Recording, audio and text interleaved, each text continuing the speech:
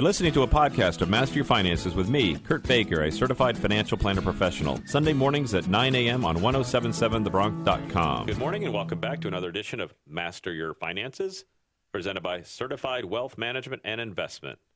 I am Kurt Baker, a certified financial planner professional located in Princeton, New Jersey.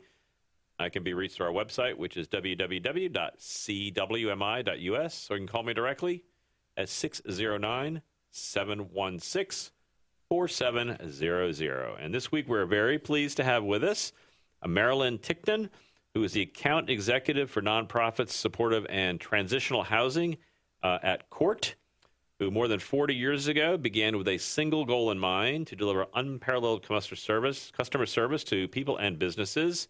They began with a residential furniture rental in 5 regions across the U.S., and they've grown to become the nation's leading provider of transition services, including furniture rental for home and office, event furnishings, destination services, apartment locating, tour, and other services. In addition, they have over 100-plus offices, showrooms, and clearance centers across the U.S., and they provide furniture rental in more than 80 countries around the globe. Marilyn, I really appreciate you coming today to talk about this. And I know we actually met at a nonprofit event, and we started talking about it. At first, I thought, well, that's a little odd. I mean, there's a person here with furniture, essentially at a nonprofit place where we had all different kinds of nonprofits. In this case, it was about mental health. So I found that was very interesting. So would you mind kind of telling us a little bit about your background and then how you came to become involved here? Absolutely. Thank you, Kurt. Basically, I have a background in real estate and worked for a nonprofit for 11 years, doing housing development and other services. And I began to see the need in nonprofits for extra services because funding had cut. And I was approached by Cort to be a liaison with the nonprofits and to work with them and help them to do more with less. And I've been with Cort now for 3 years. Large organization. We're owned by Berkshire Hathaway, and we have 2,500 employees across the globe. My office is in North Jersey, in Hasbrook Heights. We also have another facility in New Jersey down in Cinnaminson. Our warehouse is up in North Bergen, and we currently have a plethora of office and residential furniture waiting to be placed with some nonprofits who could use some good quality. But it's not just about furniture. It's so much more. Cort is here to help the organizations find solutions with housing, with landlords. Whatever it takes, we're here to partner. And it's relationships that we've built nationwide, including cities like New York, Los Angeles, Chicago, Philadelphia, Boston, Houston, Austin, and Washington, D.C. These relationships are here to last, and we work together with the nonprofits. No, I think that's great, because I remember when we first started talking about it, first it seemed kind of interesting, and then I started realizing that one of the biggest things nonprofits always struggle with is of course, funding for their programming. And when you get into things like having to rent space and having to put furniture in it and have to put computers in it and all these other things, that's kind of a drag on things from a nonprofit perspective, because nonprofits are kind of hyper-focused on trying to get the mission done and leveraging that little office they have with maybe, a few people in it, and they kind of multiply it out through their volunteer network. So they really kind of have kind of an extra leverage component, which means in the reverse, they really don't want to spend a whole lot on that little office that kind of has to run everything, because they really want to get as many people out doing whatever their mission is as possible. So they, I think even more so, because I have companies too, and I think you're even more focused on that when you're a nonprofit, because you're literally spending other people's money a lot of times. It's people are donating to you. or you're getting grant money, somebody is saying, hey, we're going to entrust you with these funds, and we really want you to get as much as your mission done as possible using these funds and as efficiently as you can. So I think it's great that you help nonprofits go through this. So can you tell us a little bit about kind of how you would walk a nonprofit through this and kind of help them to save a little bit of money and some of the things that they can learn so they can keep more of that money for their mission critical items? Sure. Basically, within the last few years, funding sources have changed in New Jersey. And what has happened is contracts used to cover everything. And it used to cover vehicles, furniture, and now it's fee for service. So the nonprofits basically have to rely on their galas, their golf outings, different events in order to raise funds to get, their additional money. There's always startup money for new group homes and so on. But in general, you're finding that the fundraising is the key for getting the additional funds. So if a nonprofit basically has an office or group home, does apartments, we want to develop a relationship. It's not just about selling the furniture. The relationship is key. And I want to learn as much about the organization as possible. What's their mission? Who do they serve? And once I understand what their needs are, we could walk them through what some of their options are. Many of the organizations that we work with, they deal with homeless, mental health, developmental disabilities, and we want to understand exactly what they're trying to accomplish and what they have done so far and how we can help them. We want to be a partner. That is the key. We're here to be a partner, and service is all about the relationships. They want us to trust us to be a good partner. And we're here to empower the organizations as they reach their goals. We want to supply furniture that makes a difference. And what we do is we have a high standard of quality. We have resources to deliver the durable and affordable housing options, furniture to them. We have previously rented furniture that we sell at up to 70% off. And we want to make it a home, a house, a home, comfortable for somebody just coming out of a facility. We don't want it to look institutional. We invite the nonprofit to come to the showroom, to do a tour, to sit on the furniture. And we want to work within their budget. Okay, so when you start this process, let's assume I have group homes as an example. Let's start with one of your examples there. So what would that process be to determine maybe what's needed, and maybe I'm going to start another one later on. So can you kind of walk me through how we would kind of decide maybe what the best fit is, and then so you're going to have, I would assume, in some cases you're going to have like things that you can plan out, like if I'm going to rent space in a few months, or I'm going to open up a group home in a few months, I've got a little bit of lead time. And then it's probably other instances where, hey, I need something fairly quickly and things like that. So, how do I kind of plan this out from a budgetary standpoint so I can keep my costs down as low as possible and help me make those decisions whether I should be buying new stuff or whether I should be buying the rented, the stuff that was previously rented, things like that. So how do we kind of walk, through all that? Yeah, well, first I want to really learn about the kind of, home you're going to be opening, what individuals you might be serving. And then to see what has worked for you in the past, what doesn't work, what kind of furniture you prefer, vinyl, washable, whatever the clients, consumers need, we want to make sure that we can, match that. And again, we want to make it feel as if this is the person's home. Many times it's their first home. So we want to make it very comfortable for them. Okay, so when you set up the home, I mean, how do you? I mean, what types of pieces come with it, or how is it organized so that Yeah, especially with our first home? exactly. So we have a variety of options. We have, of course, the bedroom sets.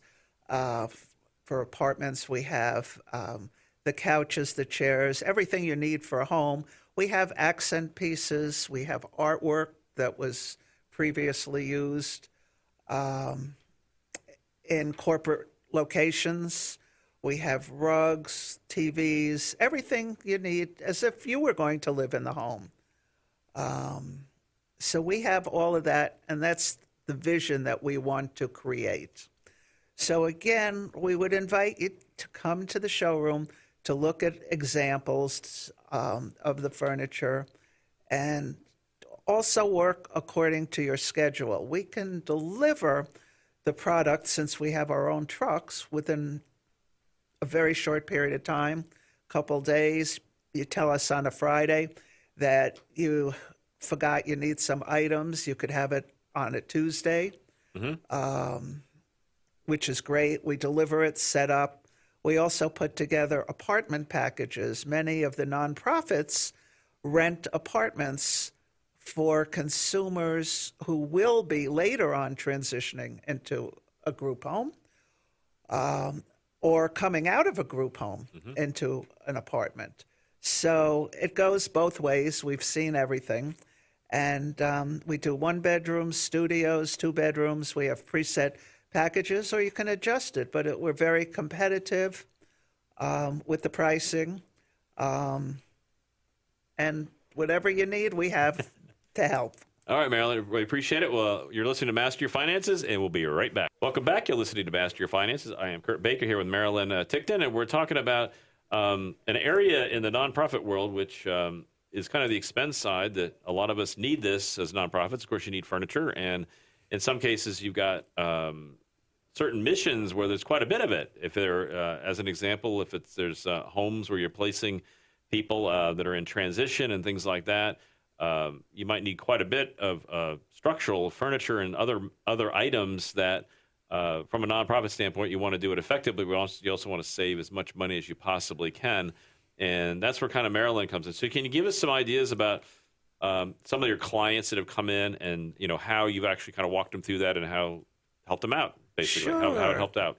Sure. Well, I first met one of my clients, Catholic Charities, at one of their fundraising events. And I met the individual who was going to be starting a program funded by the state. And it was through the Department of Human Services. And they were going to be keeping families together, bringing families in, getting them started. They were going to be finding them the apartments, leasing them for them. And then they were going to set them up with everything. And it was a great process. They felt very comfortable. Many times some of the individuals came in and selected their items. They do have, a choice of some options. And we ended up furnishing 136 apartments for the organization, and they were thrilled. And basically, they're in several counties in New Jersey. And they're looking to wait for another RFP to get additional funds to continue servicing new clients for the same program. But I think it was very successful on their end, and really a pleasure to get people started into their own homes. So we really enjoyed working with them. Yeah. So you're talking about 136 homes, and I'm thinking just Apartments. Apartments. And so when I think one of the things that as a charity, is somebody comes to you and you win this contract, so to speak, or like Catholic Charities did. So you can either do this yourself, right?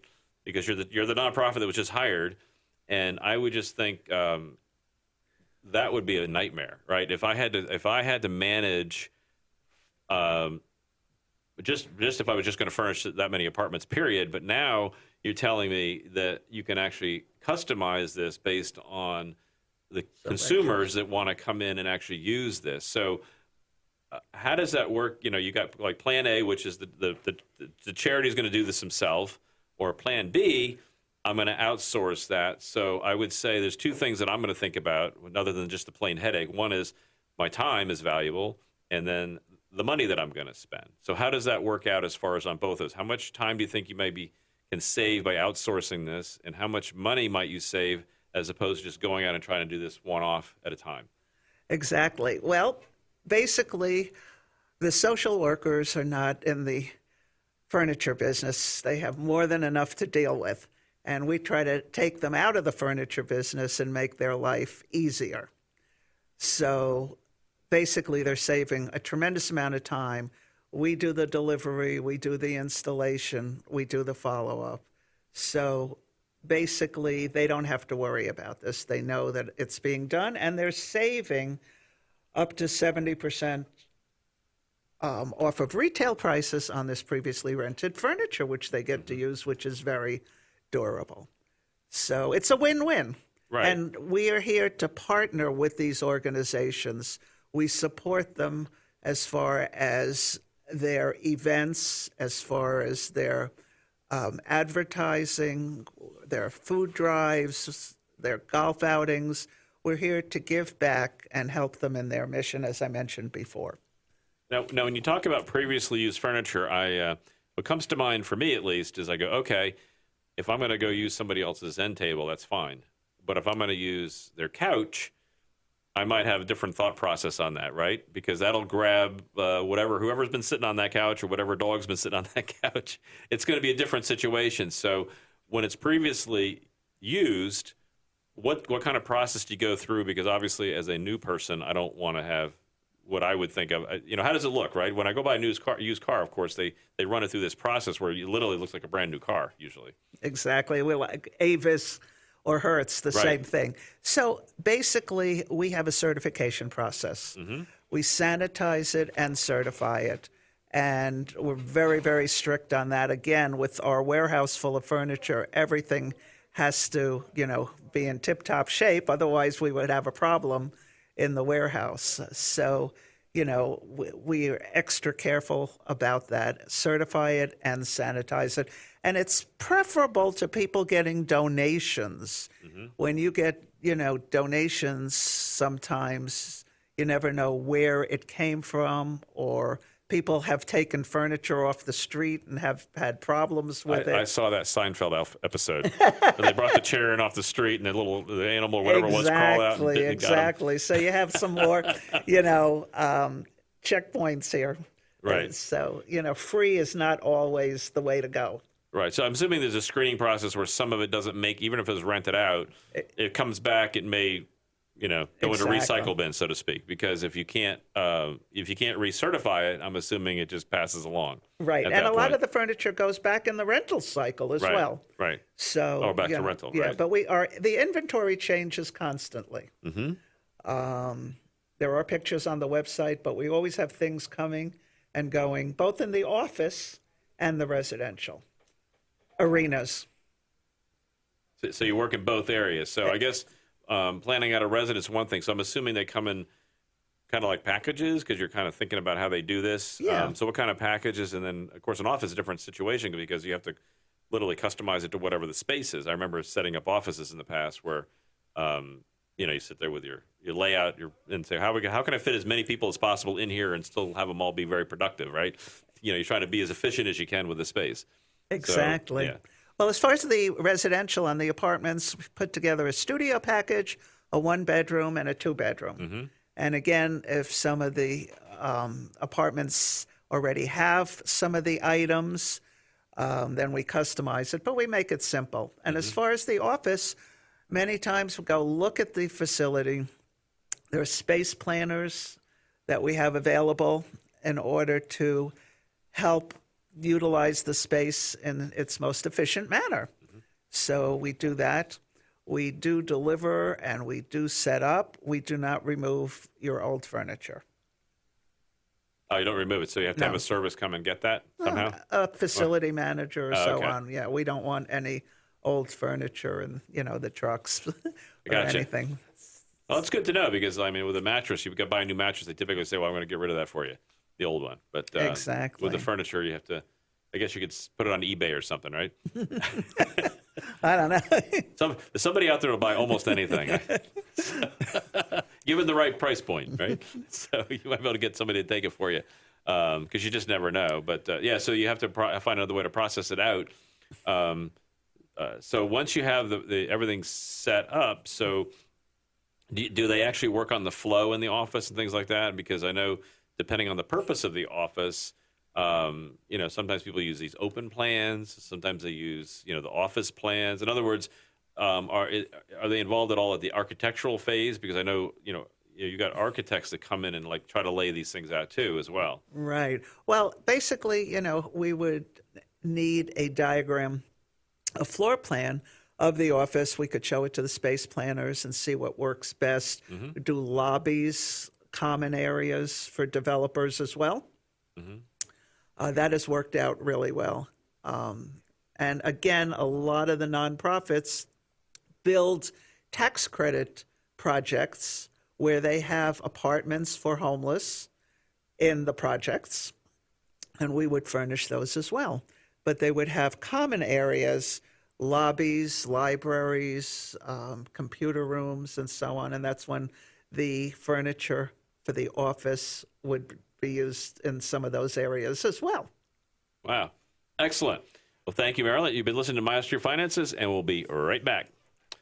Welcome back. You're listening to Master Your Finance. I'm Kurt Baker here with Marilyn Ticktin, and we're kind of like talking about ways from a nonprofit's perspective that when you need furnishings, how do you most efficiently push that out of there? And one of the examples that Marilyn gave us was like with Catholic Charities. They got a large contract, and they were providing housing for apartments for 136 different family groups, and it's much more efficient to really kind of outsource that because social workers are really not set up or trained to do that. Otherwise, they're going to be running down to Staples or IKEA, and they're going to be in their basement on the weekends putting furniture together. And I'm sure they don't want to do that.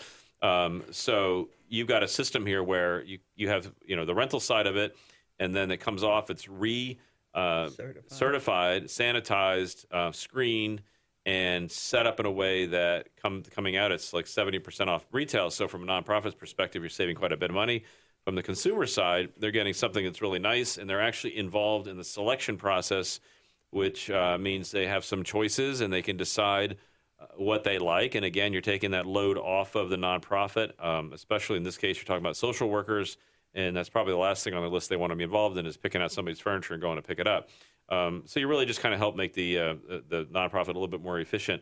And I know you've got some partners you work with, and I'm a big believer in like specializing and knowing what you do and do it really, really well. And that means hopefully you get that efficiency level down. And ultimately, it's a win-win deal when you have two, entities connected that are specialized. So, can you explain to us a little bit how you set up these partnerships and how it kind of works as a win-win deal for everybody? Sure. Well, on a national basis, we deal quite locally and nationally with Volunteers of America, the Salvation Army, the Coalition for Homeless, Community Hope, many organizations that are national and also local. So one of the things that we do is we partner with the Folds of Honor Foundation. And this is something that Cort started in 2012.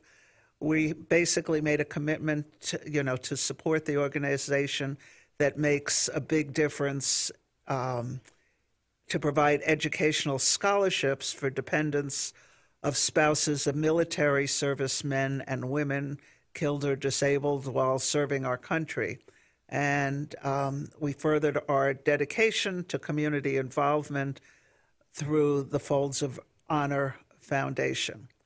That would be one example. Well, so with veterans, when they come back, of course, you could have additional challenges when somebody's coming back, from overseas. They may have injuries, and they might need some specialization. I know, some of the organizations will help, things like, putting in ramps, making sure the doors are the right sizes. And I'm going to make an assumption that in some cases you need to have specialized furniture, I would assume, because it's a little more difficult in some cases. I mean, you don't want a 4-poster bed that's too high and somebody can't get in it, right? So I'm assuming that's part of the process. So how does that all work to make sure that what they're getting is going to be appropriate as far as their capabilities go, and how it helps them out a little bit? Exactly. Basically, we work with so many veterans nationally. We have won the Outstanding Corporate Partner Award in 2019 for the National Coalition for Homeless Veterans. And every year we are sponsors of their big conference in Washington, D.C. So nationally, we've worked with veterans all across the United States and helped them with their needs, with their furniture needs, and setting them up in their first apartment coming back. So the service is all about the relationships and the trusts that we have with our partners. But we're very proud of Veteran Services, and we continue to work diligently on promoting that nationally. Okay, well, yeah, of course, it's very important to help veterans. I'm a big believer in that, so we appreciate that very much so. So you have other, I said you named a lot of partners, so are there variations on how you deal with the different ones? Like you had the Salvation Army, Volunteers of America. So is there any different, I mean, how do those partnerships work? Can you kind of explain the mechanics of like what their needs might be, and then how do you guys help them to fulfill those needs that they might have? I mean, they're all you mentioned some very different ones. You talked about the Veterans Organization, which of course you have to be identifying their special needs. So when they come over, you want to make sure that what they're getting is appropriate for them. So how does some of these other relationship work? Well, basically, the same thing. Each organization specializes in helping different groups. So we try to understand what they do and see how we can be a partner to support them. If they have any fundraising activities, we want to be part of it. We want to be there when it's time for their food drives, their walks, whatever it takes. Many times they just need bedding. We take care of that. Some of the organizations just have different needs, and we're here to help all different nonprofits, for-profits, anybody who wants to get high-quality furniture at a great price. That's great. And another area I know you guys help out a little bit with is, in some cases, we have homeless people. Can you tell us a little bit about that program to help with the homeless? Well, we fight homelessness in over 38 cities across the United States. We're very active in organizations that try to end homelessness. We participate in conferences nationally. In New Jersey, we're members of the Affordable Housing Professionals, the Supportive Housing Association. In New York, we're very active with the Supporting Housing Network of New York. We exhibit there and sponsor every year at their big conference. And many of the organizations who are members basically deal with homelessness. And we want to be there as their partner. Okay. So you help them to organize how they can best and most efficiently, I guess, because they're going to somehow have the structure available, right? So once they get that all in place, then I guess you come in and you provide that part, just like with Catholic Charities, where that's not their specialty, right? Exactly. So that's not something they want to become a specialist in. So because of the volume that you have coming in, it just makes it a lot easier, I guess, for them to kind of have one place they can just contact and say, hey, here's our situation, and you need to help us fulfill it, correct? Absolutely. Okay. We want to make things simple. I like simple, very much so. I definitely like simple. So I know you guys have been doing this a long time. So have you seen any changes over time as far as what may happen? Like, are there any preferences that have changed? Have you seen anything? I mean, it's furniture. I know it's furniture, but I know I'm pretty sure people aren't using water beds anymore. Correct. Not that I know of, at least. And definitely different workplace brown mahogany desks aren't as Right. popular as the white furniture is Right. today. But whatever, it is, we have the latest Right. and But you don't greatest. get involved in like the appliance side of it, like, the television and just No, just on the rental side, Okay. they do that. so they But help with the television because I know, so if they need to move in, so they can you literally fully furnish, sometimes we have corporate suites where everything's rented because they don't know how long they're going to use it and things like that, right? So they'll just come in and set it up. Executive comes in and that's it. When they're done, they leave. Exactly. Well, what we do is on the packages that we have for the studio, one bedroom and two bedroom, we do include TVs. Okay. So they do get TVs as part of that, Okay. which is great. Lamps, rugs, artwork, all of that. So, that does come with it. So you can literally set up the whole thing. Correct. All right, Marilyn. Thank you. You've been listening to Master Your Finances. We'll be right back. Welcome back to Master Your Finances. I'm Kurt Baker here with Marilyn Ticktin, and we're talking about kind of how furniture fits into some of the missions of nonprofits and some more than others, where they have to really roll out the furniture as part of the mission, but they don't really want to become experts. They don't want to have their employees literally putting furniture together on their own on the weekends and having to meet the needs of different people and then having to deal with all the complexities that can potentially occur there. And so like anything, this is an area of specialty that really makes a lot of sense, especially if you're a nonprofit and you rarely are going to have anybody that has any expertise in this area, but you might have the need. And Marilyn's been walking through some of the different areas where they've been helping out through veterans organizations and fighting homelessness, partnering with different organizations. You want to tell us a little bit about that and the partnerships that you have and how all that works? Well, Cort has had a huge impact with more than 250 organizations, which we've supported nationwide.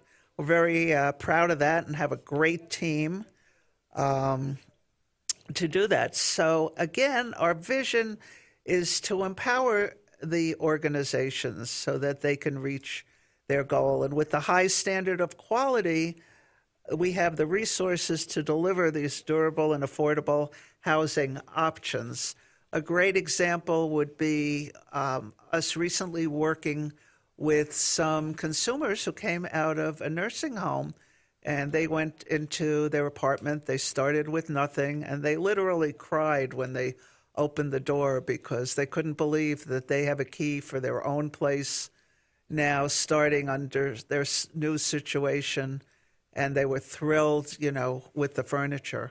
So again, it could be people through different programs in the state who are starting over again.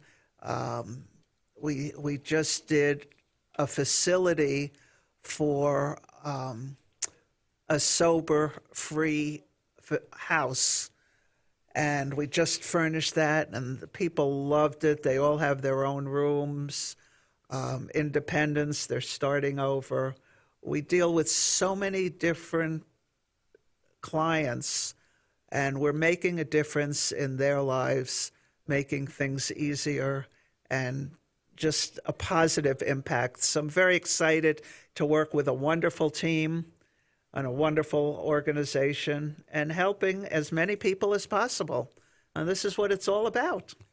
Absolutely agree. That's what it's all about. I mean, you mentioned the sober free house. I know that, from a mental health advocacy perspective, I know that sometimes you'll have people that might be just doing just fine, and then all of a sudden something occurs where they have a substance use disorder hit them, or financial needs and things like that, and they go from having their own home and having their own place, they kind of lose it all, and then they've got to kind of rebuild themselves. So I'm assuming that this can have an impact on people that have had a really rough time.